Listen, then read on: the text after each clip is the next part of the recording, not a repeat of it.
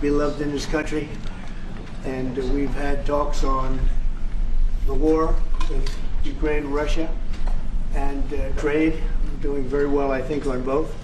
We've had some pretty good movement in every respect. The war is very important that it ends with, I used to say, 2,500 people a week dying, young people, mostly soldiers from Russia and Ukraine, and we want to end that war. We want to end it quickly, and I think we've made a lot of progress, and we'll see what happens. This next few days is going to be very important. Meetings are taking place right now. Additionally, we talked about trade, and we get along very well on trade. We'll do something, but I think the Prime Minister knows that over the years, the United States has been very good to a lot of people, and it's time for us to benefit also. So we're going to have a good relationship on trade, and we discussed other things also. But Mr. Prime Minister, it's an honor to have you at the White House. Thank you very much. Well, thank you, Mr. President. This year is 200 years since the first immigration from Norway to the U.S. We come here early in your term. Appreciate that you take time. We have highlighted that very close cooperation. We are allies. We look after security in the north, in the Arctic. A lot of confidence between our services.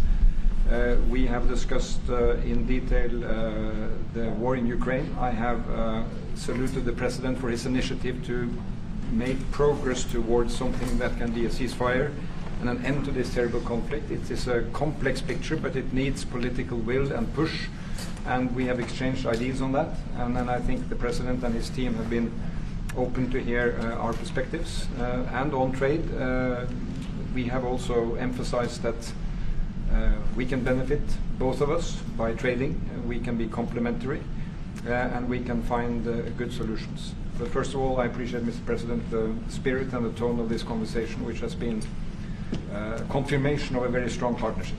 Thank you very much. Appreciate it. Any questions? President, can I ask you Yes. first, Mr. President, have you spoken about the tariffs that you want to impose on Norway? Is there a chance that you can lower? We spoke about trade, those tariffs? and we understand each other very well. I think we'll have no problem. You think that you can get an agreement? I think we'll with have no problem whatsoever with Norway. Mr. President, did you discuss a possible visit to Norway? Did you discuss a possible visit for President Trump to We Norway? didn't, but I love it. I mean, I've been there, and it is a beautiful place. They have. But I told the President that, you know, he is receiving us early in the term. He's welcome to visit Norway. We would like to have him, and it will be another way of emphasizing this strong friendship. Mr. President, Norway has been a staunch supporter of Ukraine Yes. since the Russian invasion in 2022. Has something been discussed here today that may have altered your views on things? No, we want to, very simply, I have no allegiance to anybody. I have allegiance to saving lives, and I want to save a lot of lives. A lot of young people, mostly young people. It's the war. It's the soldiers, and if we can do that.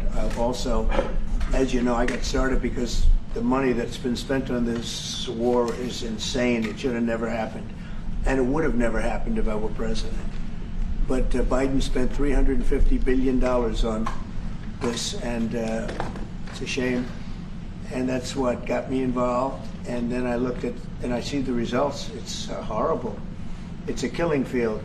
5,000 soldiers a week on average, and we want to stop that. We both want to stop that for a lot of reasons, but I would say that is my number one reason. Why Do is you the think President? that Russia, that we will get Russia to accept a deal that also Ukraine and Europe is willing to accept? I think so, yeah. I do. I believe they will accept, and I think we're going to get this over with. I hope so, soon. Go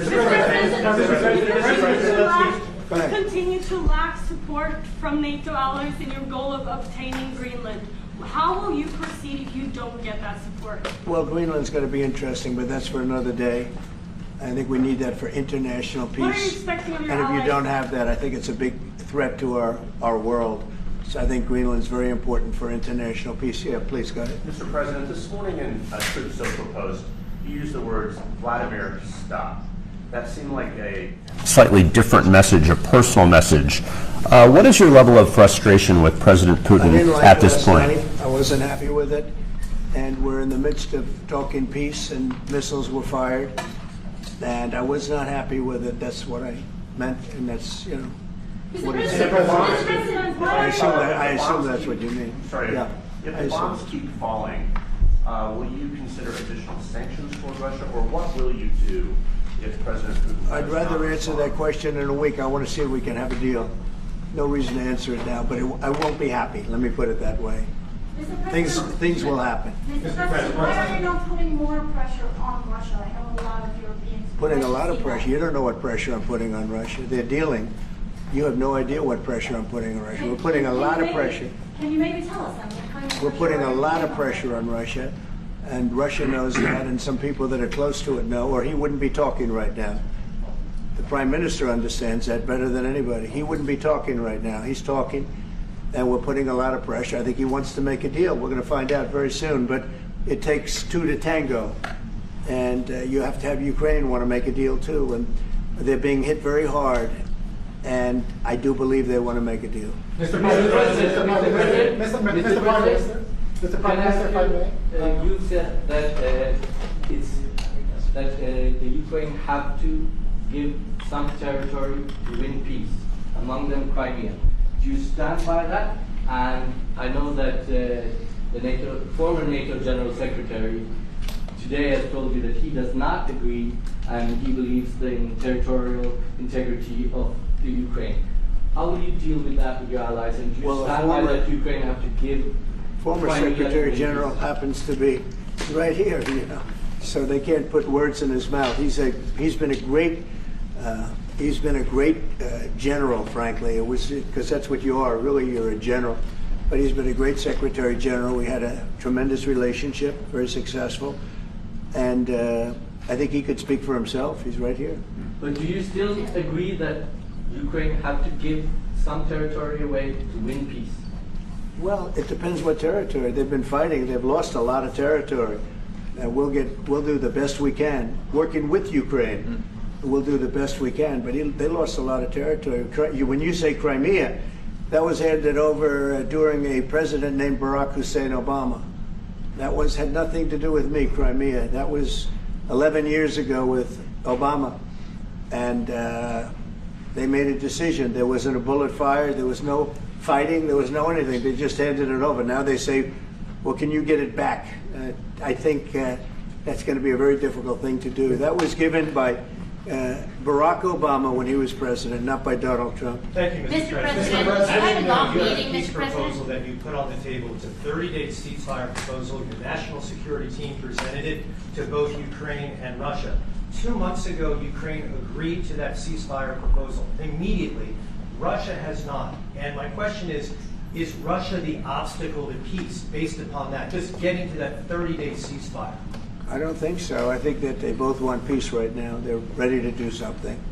We'll see what happens. Complicated, very complicated. But I think they are both very much looking to make a deal. Marco, what would you say? Well, first of all, what was put before our partners was options to discuss about things that it would take to end a war. This war is endable. Both sides just have to agree to it. We've shown them a pathway forward. We've discussed those ideas. It was a good meeting yesterday. There'll be good meetings over the weekend. We've shown them the finish line. We need both of them to say yes. But what happened last night with those missile strikes should remind everybody of why this war needs to end. It's horrible those missiles landed. What's even worse is there are today people that were alive yesterday that are not alive today because this war continues, and the president wants to stop it. And everyone should be thanking the president for being a peacemaker and trying to save lives. That's what we're trying to do here. It's not our war. We didn't start it, as you know. But we're trying to end the dying. We're trying to end the destruction. And we've shown the path forward. We can see the finish line, but both of them have to get there. We're going to do everything we can to help them get there, but they have to ultimately say yes. Both And of we them. are using a lot of pressure on both. You know, if you think we're just in there because we're nice people, and we are nice people, but we're using a lot of pressure on both. What We've had a long concessions, meeting, Mr. President, and to your national security team, what concessions has Russia offered up thus far to get to the point where you're closer to peace? Stopping the war, taking the whole country. Pretty big concession. Mr. Mr. President. If you are going to take down the tariffs, what do you want Norway to buy more of from the U.S.? To buy more? Well, you don't need snow. You don't need skis. You don't need ski champions either, right? You have a lot of them. We just want to keep the relationship the way it is. We've had a great relationship. I think now maybe closer than ever, but we've had a great relationship with Norway. I think just keep it the way it is, kid. You can't do better. Really? Not even by, say, Well, if they want to give us some additional concessions, that's okay. You can't do much better. Yes, Mr. yes. President, you've had a long meeting with Norway today. You said that Norway is doing a lot of things right, but on the Ukraine, if I can ask both you and the Prime Minister, did you find common ground today on Ukraine and the peace plan? Totally. It's totally common ground. The Prime Minister can speak about it, but I can just say he wants to see people stop dying more than anything else, and he'd like to see it end. He's going to help us end it. Mr. President. Can I say that to move towards an end of this war, U.S. engagement is critical, and President Trump made that possible. That is clear, that is obvious, it's really happening. Now the important thing is that both parties have to know that they have to deliver, and they have to feel the pressure to deliver. Ukraine is under attack. They are defending themselves. Lives are being lost. And we believe very firmly that there needs to be a ceasefire, the initiative taken by the US some time ago. It needs to be respected. And then to move on to something which both parties can own. That is the complicated part in such a dramatic war. And here I believe Europeans and Americans working together, as we do much closer now. I salute the team of President Trump of being, open in that process. We had a good discussion on this today, and then we have to move on, and we cannot lose time because this is too much drama happening. One thing is people losing their lives, but it is a bad thing for Europe, and it's a bad thing for the world to having such a broad conflict going on. It can have ramifications far beyond Ukraine. Mr. President, follow-up question. Sir, Mr. President, I forgot my question now. I wanted to ask about. It's all right. That happens to the It happens sometimes, yeah. No, Mr. President, I wanted to ask about the. Zelensky has said that he wants more Patriot missiles. So far, has been no response from the United States. If you and the United States decides to pull out of negotiating for peace, trying to broker peace, does that also mean a no on Patriot missiles, a no on sharing intelligence with Ukraine? Let's see what happens. I think we're going to make a deal. And if we make a deal, that'll be wonderful. We won't have to worry about your question. You can ask that question in 2 weeks, and we'll see. But I think we're getting very close. The Prime Minister feels the same way, and we'll hopefully not have to answer that question. Mr. President, Norway is the third country to be officially invited to the White House after Liberation Day. Why did you invite Norway so soon to the White House? Because I like them. And I like your Prime Minister, and I like the way your government runs. And I respect the King. He's highly respected in Norway. It's a great thing, not an easy thing to do. He's done a great job. Yeah. Would you like an invitation to visit the King? Absolutely. You get me that invitation. I just told the President he's welcome to visit Norway. President Trump, the first like farming You said before that you like the Norwegian Petroleum Fund, and I'm wondering if that has been up for discussion today, the way that we have structured our money and whether. Well, this fund was created in the late 1990s to save for future generations the income from oil and gas. Norwegians should continue to work as hard, dedicated, innovate and move forward, despite having these incomes, which we happen to be in the period of our history where we can harvest, and we have transferred that into investments, half of them, by the way, here in the United States. Mm-hmm. So I think this is a model which we have been able to explore. If we can share experiences, and we do with our colleagues in the US, you never copy this one-to-one, but there can be techniques and way of working that we have used in organizing our fund. Jens Stoltenberg was the finance minister when the first dollar entered that fund. So he is a safe hand to have as a finance minister today. What do you say? No, and as you said, Mr. Prime Minister, we are ready to sit down with the U.S. To also work with them on if they want to establish a sovereign wealth fund, because we have a good experience with our fund. And I think that one example of how we work together with the United States is that half of the fund, close to $1 trillion are invested in the United States, mainly in equity, but also some in fixed income, including government bonds. So this is an expression of trust in the United States, expressed by the strong investment of the Sovereign Wealth Fund. Then just briefly on Ukraine, since it was mentioned, we had a very good and extensive discussion about Ukraine, the path forward to peace. And as the Prime Minister said, we commend the US for pushing forward to try to find a negotiated solution. At the same time, we need to continue to support Ukraine, and therefore I'm proud that Norway has actually tripled the military support to Ukraine. And this year we will allocate close to $8 billion to Ukraine. That will strengthen them and also their hand on the negotiating table. If I may add to that, if there's a peace, and there will be a peace, we have a common responsibility in securing democratic Ukraine for the future. And the best security guarantee they can have is the ability to defend themselves. And we are investing in that. Mr. Prime Minister, if I may, as it relates to tariffs, Mr. President, when you unveiled your reciprocal tariffs on April the 2nd, the tariff rate for Norway was 15%. Based upon your conversations that you've had today with the Prime Minister, do you see that tariff rate coming down from what you proposed just a few weeks ago? Well, they have a great fund of $2 trillion. It's a big fund, and they don't have any debt. So I think they'd probably be willing to pay us more than that, I hope. Are the two nations in agreement? Mr. President, Yes. in 2018, your former Secretary of State Mike Pompeo called for an end to Russian occupation of Crimea. Why has this administration changed its stance on territorial concessions for Crimea? Well, the war started. It would have never started if I were president. This is a war that is horrible. All wars are horrible. This one is in particular bad. And I don't know that you can ever say there's going to be a winner to this, because so many lives have been lost. Not only soldiers, I mean, a lot of lives have been lost. I think that we want to do one very simple thing. It would have never happened if I were president. Zero chance it was going to, and it didn't. People say, how do you know that? Number one, it didn't happen. We never even discussed it. I would talk to Putin about it. It was the apple of his eye. Ukraine was the apple of Putin's eye, but there was never even a thought that he'd go in.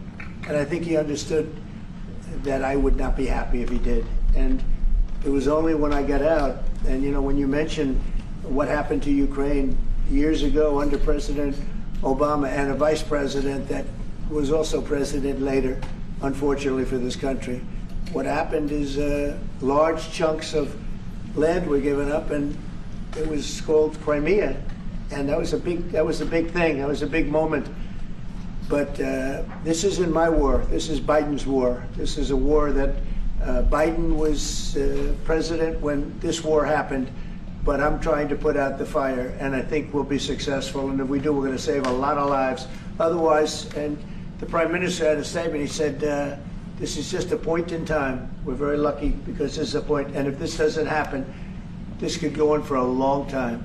Mr. President, will you have meetings with other world leaders when you're in Rome, sir? Future Democrat president? I don't think he will. I think he wants to make peace. I think he wants to end it, and I feel pretty confident of that. But we're gonna know pretty soon. Mr. President, will you have meetings with other world leaders when you're in Rome? Yes, I will. Which leaders do you want to meet, sir? Well, I'd like to meet them all. That would be nice. I'd like to take care of all of them, but we have many of them there, and they all want to meet. They want to meet about trade. And we are making some great inroads and great deals. You might want to speak about that, Mr. Secretary. We had a very successful bilateral meeting with the Republic of South Korea today. We may be moving faster than I thought, and we will be talking technical terms as early as next week, as we reach an agreement on understanding as soon as next week. So South Koreans came early They came with their A game, and we will see if they follow through on that. President Trump, you're rounding up your first Monday. Do you think you deserve the Nobel Peace Prize if you manage to create Do I deserve the Nobel If Peace? you manage to create peace? Well, maybe for the Abraham Accords. I don't want to get ahead of myself in this one, but they say for the Abraham Accords, and by the way, speaking of that, we're going to be filling it up. A lot of countries want to come into the Abraham Accords. You know, we have 4, and Biden did nothing on that one, too. It's the same 4. But they're great countries, and they were brave doing it, and it's worked out very well, and we're going to be filling up the Abraham Accords. They're going to be, I think, filling it up very rapidly. Mr. President. Could you say something about that? There's great, enormous opportunity to grow the Abraham Accords, but I would just point to one thing.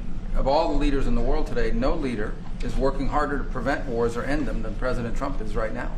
I mean, that's why we're talking to Iran. That's why we're engaged with Ukraine and Russia. It's the desire to prevent these wars from breaking out and to end the ones that exist already. And again, I just think it's tremendous for our country to be led by a president who desires to bring peace and establish peace and protect peace. So it's hard work. Mr. President, Marco just mentioned something that maybe we should talk about for just a second, if we could, Mr. Prime Minister. And you're involved in it too, because you've been involved in the world and peace. But I think we're doing very well with respect to Iran, and we're having very serious meetings. And there are only 2 options, and the one option is not a good option. It's not a good option at all. And I think we're doing very well on an agreement with Iran, but that one, we're doing a lot of things, I will say, but that one is well on its way. We could have a very, very good decision, and a lot of lives will be saved. Mr. President, on the economy, there was a slowdown. Mr. President, on the economy, there was a slowdown as it relates to home sales in the month of March, the slowest pace since 2009.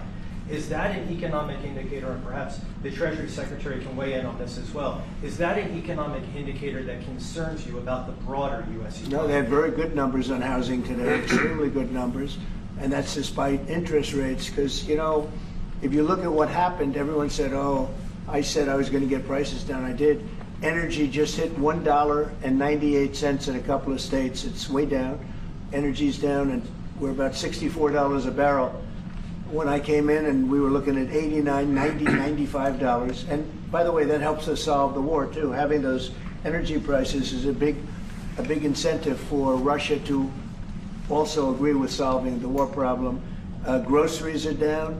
When I was with you 2 months ago, you were complaining about eggs. I said, I just got here. I was here for about a week when the press started saying about eggs have gone through the roof. I said, I just got here. Tell me about eggs. And they have been. They went through the roof, and you couldn't get them. So we just had a big Easter egg hunt at the White House. Thousands and thousands of eggs, and the price was down 87%. So we did a great job. Housing is doing very well. We should lower interest rates. That's the Fed. I hope they lower interest rates. That's a smart thing to do. Be ahead a little bit, although already it's a little bit late. But in the end, we just have a great country. We have a very strong country, and we have every other country. I can't think of one country that doesn't want to negotiate a deal.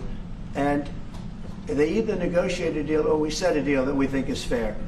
Because we don't have to go through all of these. It would be physically impossible. You know, you have so many people that really understand it, which is a very small group of people here. And we are going to, at some point, just set prices for deals. Some will be tariffed. Some treated us very unfairly. They'll be tariffed higher than others. But we've been ripped off for many, many years. The United States has been ripped off like no country probably in the history of the world has been ripped off for 45, 50 years.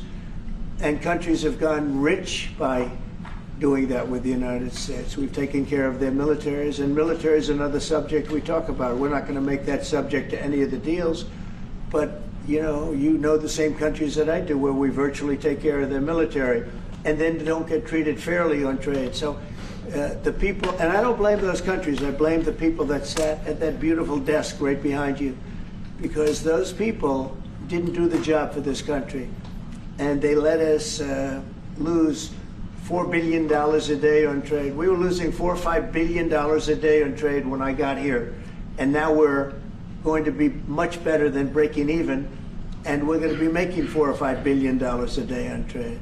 So, I don't blame any country, not the worst of them. We were abused by countries. I blame the President of the United States that happened to be sitting when these deals were made. Disgraceful. When I was here, we had a great 4 years. We had the most successful economy in the history of our country, my first term. And we were very tough on trade. And with China, as you know, they paid hundreds of billions of dollars in tariffs. But nobody else ever did that. China paid not 10 cents to any other president. And but not only China, virtually every country got away with murder. And we just can't let that happen. Thank you very much, everybody. Thank you very much. Appreciate it.